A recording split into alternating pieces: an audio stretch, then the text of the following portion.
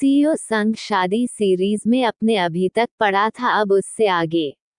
Please कहानी को like share कर दिया करो और चैनल को सब्सक्राइब जरूर किया करें। अब आगे। श्रव्य जो सिद्धांत की शकल भी नहीं देखना चाहती थी, पर मजबूरी बस उसकी सिद्धार्थ की शर्त मानकर उसके साथ काम करने को राजी हो जाती है।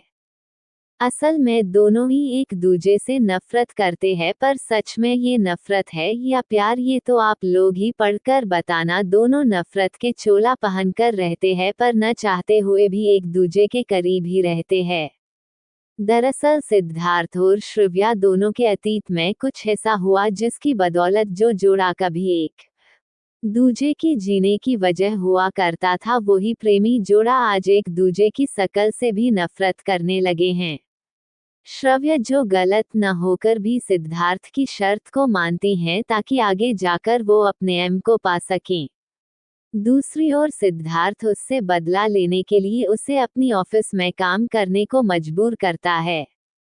सिद्धार्थ और श्रव्य अपनी नफरत में अंधे हो चुके थे। वहीं सिद्धार्थ की फैमिली और श्रव्य की बुआ माँ दोनों ही लोग इन दिनों को साथ देखना चाहते हैं, पर दोनों अपनी नफरत के आगे झुकने वाले नहीं। वही कोई और भी है जो सिद्धार्थ और श्रव्य दोनों को कभी एक होते हुए नहीं देख सकता, और जिसके आगे सिद्धार्थ भी नतमस्तक हो जाता है। सिद्धार्थ अपनी नफरत में हर वो का करेगा जिससे श्रव्य को तकलीफ हो, और उसके परे उससे हद पार मोहब्बत भी करेगा, पर मानेगा नहीं। दर्द भी देगा और प्यार का मरहम भी लगाएगा। दोनों का प्यार और रोमांस भी हद पार होगा। प्यार में हदें पार होंगी, रोमांस की सीमाएं पार होंगी, और नफरत का तड़का भी होगा। जुनून भरा रोमांस और नफरत दोनों ही होंगे। दोनों प्रेमी जोड़े पास आते आते भी दूर हो जाएंगे, पर फिर भी दोनों का जुनूनी रोमांस और प्यार की सीमाएं तोड़ने वाला रोमांस कम नहीं होगा। प्यार में कई रुकावटों के बीच भी दोनों के बीच प्यार कम नहीं होगा। तो चलिए इनके प्यार की सीमाएं तोड़ने वाले रोमांस को पढ़ने के लिए और जानते हैं, जो जोड़ा कभी एक दूजे की जान हुआ करता था, आज क्यों ऐसे हालात क्यों बने कि दोनों ही एक दूजे से नफरत करने लगे हैं। और क्या समझौता हुआ था दोनों के बीच, आखिरी क्या है सच, इनके रिश्ते का कर क्या छुपा हुआ है। अतीत के गर्त में जानने के लिए कहानी पे आते हैं। श्रव्या अभी अपनी कॉलेज फाइनल ईयर के फाइनल सेमेस्टर को देंगी, लेकिन उससे पहले उसे अपना इंटर्नशिप वाला सर्टिफिकेट भी कॉलेज में जमा करना होगा। उसी सर्टिफिकेट के बेस पर ही श्रव्या को अपनी डिग्री मिलेगी और अपने आगे के भविष्य की सोचेगी। तो श्रव्या अपने करियर के लिए और कुछ छुपे हुए राज के मजबूरी बस वो सिद्धार्थ के साथ नौकरी करने को तैयार हो जाती है। श्रव्या का आज ऑफिस में पहला दिन था, तो जैसा कि उसे आदेश था वो फिक्स टाइम से ऑफिस पहुंच गई थी। उसने आज वाइट कलर का जीन्स और पिंक कलर का टॉप पहना हुआ तब, जिसमें वो बेहद प्यारी लग रही थी। 20 साल की श्रव्या अपनी खूबसूरती को कभी देखती ही नहीं और वो बस अपने काम से काम रखती। वो जल्दी से ऑफिस में आई और वह से सिद्धार्थ के केबिन के बाहर आकर वो सेक्रेटरी से कुछ पूछने लगी, जिस पर उसकी सेक्रेटरी ने बोला, आप अंदर जाकर सिद्धार्थ सर से ही बात करिए, वो ही आपको आपका काम समझाएंगे। श्रव्या ओक बोलकर कर सिद्धार्थ की केबिन के गेट को खोलने से पहले नॉक करती है, जिस पर सिद्धार्थ उसे अंदर आने की कहता है। श्रव्या अंदर आकर बिना कोई ग्रीट किए सीना तानकर बोली, तो मिस्टर ओबरॉय मेरा काम क्या है मुझे बता दीजिए ताकि मैं अपने काम पे फोकस कर सकूं। सिद्धार्थ ने श्रव्या को तीखी नजरों से देखा और उसे ऊपर से नीचे तक घूरने लगा, और जैसे ही सिद्धार्थ की नज़र उसके क्रॉप टॉप से बाहर झांकते पेट पे पड़ी तो वो गुस्से से भर उठा और अपनी चेयर से उठा और गुस्से से चेहरा बिल्कुल डार्क करके उसके करीब आया और उसके हाथ को पकड़कर दीवार से टिका दिया और अपनी काली गहरी आंखों से देखकर बोला, क्या यहाँ तुम मुझे सिड्यूस करने आए हो इस तरह के कपड़े पहनकर, या फिर मुझे प्रोवोक कर रही हो? यहाँ काम कमरे की परमिशन मिली है तुमको, मुझे सिड्यूस करने की नहीं, समझी? ये कहते कहते सिद्धार्थ की पकड़ उसकी बाजुओं पे कस गई और गुस्से से दांत पीसने लगा। उसके पकड़ने से नाजुक का श्रव्या की कलाइयों में दर्द होने लगा। वो दर्द से तड़प कर बोली, छोड़ो मुझे, क्या कर रहे हो? दर्द ही रहा है मुझे। सिद्धार्थ ने श्रव्या की बात पे और तेज उसकी बाजुओं को पकड़कर उसकी दोनों बाजुओं को उसकी पीठ की तरफ मोड़कर उसके चेहरे के पास चेहरा लाकर बोला, दर्द? तुमको भी होता है क्या दर्द? तुम तो खुद दर्द देना जानती हो, और अगर सच में तुमको दर्द हो भी रहा है तो ये दर्द अब तुमको हर दिन हर पल मिलेगा। अब आदत डाल लो अपनी, क्योंकि तुम्हारे किए का इनाम तुमको अब हर दिन मिलेगा। ये सब वर्ड बोलते बोलते सिद्धार्थ के चेहरे के असीम गुस्से के भाव थे। उसका बस चलता तो वो श्रव्या को इतना दर्द देता कि फिर कभी श्रव्या वो न करे जो उसने अतीत में किया।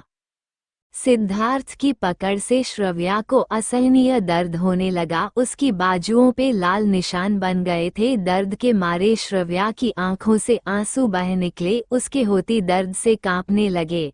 वो दर्द से तड़पने लगी और रोते हुए बोली, please Sid leave me. Rushed face crying. Shravya का इतना कहना था कि सिद्धार्थ ने उसके गिरते हुए आंसुओं को देखा और उसे छोड़ दिया और उससे थोड़ा दूर खड़ा हो गया। सिद्धार्थ श्रव्या से पीठ करके दूर खड़ा था। काफी देर तक वो चुप रहा। श्रव्या भी अब तक नॉर्मल हो चुकी थी।